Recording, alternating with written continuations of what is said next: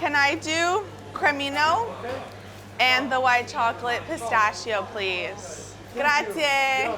Third and fourth of the day. Don't tell anyone.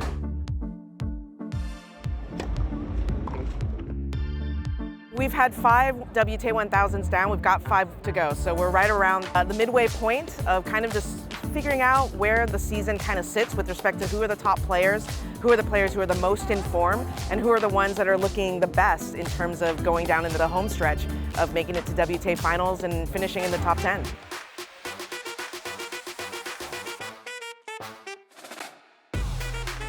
No, it's one of the best tournaments, maybe the best for Italians, and full of people watching and full of Italian crowd, of course. You know, I just love the city. I think it's the nicest city probably in Europe and probably in the world.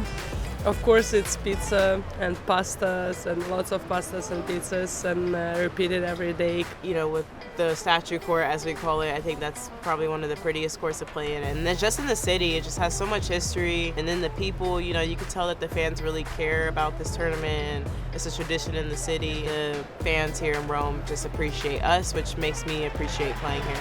Obviously at the WTA 1000s, they're massive because of the number of points that are on the board. This is kind of one of the last big gasps of points that could boost you into the Olympics or leave you at home on the couch this summer. So a lot of pressure here in Rome and over the next few weeks. I think we target every 1000, like every 1000 you can do well, you just take it.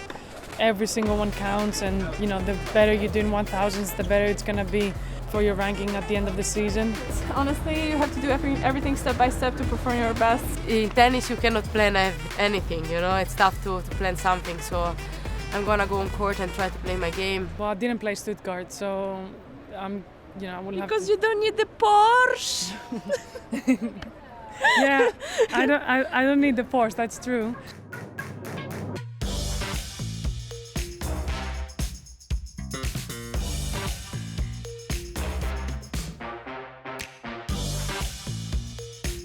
After 20 years on tour, you learn how to do things like this.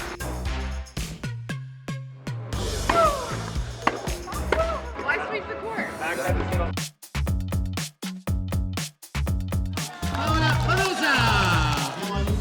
Bravo! 15 minuti di cammini, fare fortunatissimi direi, nel frattempo cosa succede? Il giocatore, no, ma loro sono forti i giocatori, invece lui come si chiama? Chi me lo sa dire? Guardate di là, ragazzi! I started to play tennis when I was 7 years old. How old are you? Quanti anni hai? 7.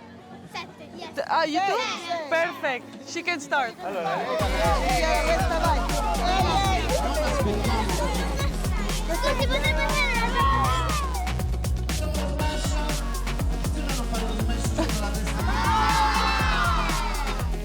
So obviously Aryna Sabalenka has been a top form player, won the Australian Open, but then outside of that, obviously at the WTA 1000 level, it's really been about Iga Swiatek. You know, we've had 5 WTA 1000s, she's taken home 3 of them, and then outside of Iga, it's been about, you know, kind of these surprise winners in Danielle Collins, who won Miami, and then Jasmine Paolini, who won Dubai, who have really held their form. They got this huge surge up the rankings and actually have continued to play really well. So that's kind of been where the spread is, you know, at the top line. I mean, I think that obviously Swiatek being at the very top, Sabalenka being number 2, and kind of battling alongside Elena Rybakina, who's been behind Swiatek, probably the in-form player of the season as well. And she's been very consistent at her performances at the 1000 levels and at the slams. And then you have Coco Gauff, who had a great start to the season, trying to kind of pick up her form, you know, as the tour kind of turns to the natural surfaces. But I think that with the race rankings as well as the WTA rankings, they're pretty comparable at the top.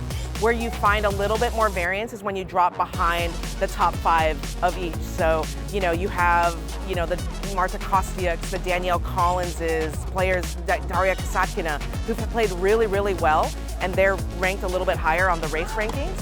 But, you know, it all will even out over time, that is for sure.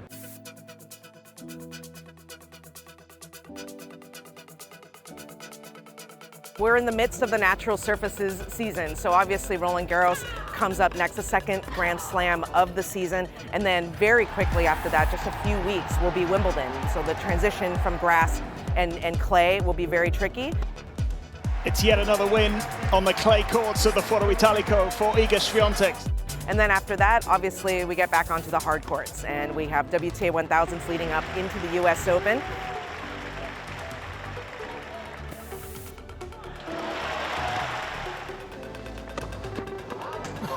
Oh my goodness. Well, she had to get out of the way, right? I mean, you can't let him touch her. Oh, that's exceptional.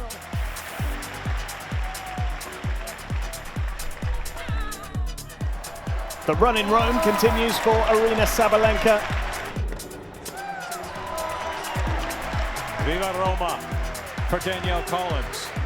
So a lot on the line, a lot of points on the line, a lot of pressure for these players as they kind of make their way through Europe and kind of get ready for the finish of the season. Iga Świątek remains on course for another Roman conquest. The two best women's tennis players in the world will dance again.